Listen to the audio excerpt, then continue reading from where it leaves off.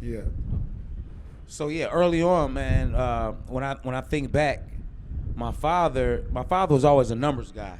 So he was either like an accountant or a chief financial officer, or he was always running a company's financials. And so early on, I can remember being a kid and having like a multiplication chart in my room, and we would talk that. We would talk numbers. When I first started playing football at age 6, we did like playbooks together.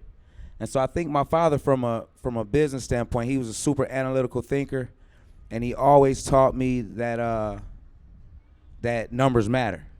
And my mom was like young. I always remember my mom being young and youthful, and so she would always, encourage me to be creative.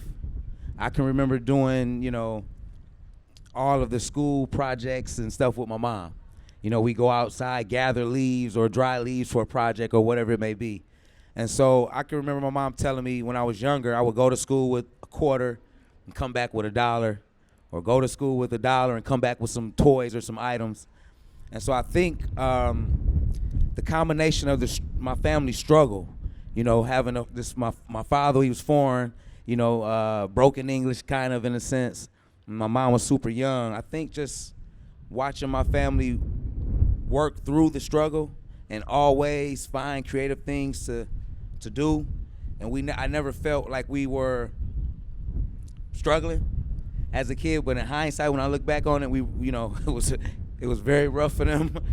And so I would say, once again, for my father was always, he would tell me too, he wanted to run his own business, or he would encourage me to run my own business. He would say to me, I help everybody else make money. I need to be doing this for myself.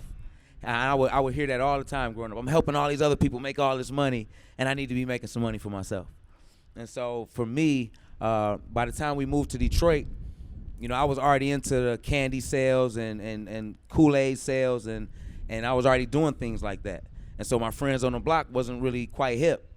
So I would go to the candy store. We would ante up our money, go to the candy store, grab packs of candy, break them down into single noun-laters or whatever, and sell them and make Kool-Aid and lemonade. And we would do posters and post them up in the neighborhood and draw traffic to my mom's driveway, and she would be game for it. To her, it was just cute. It was just, she liked to see us do it.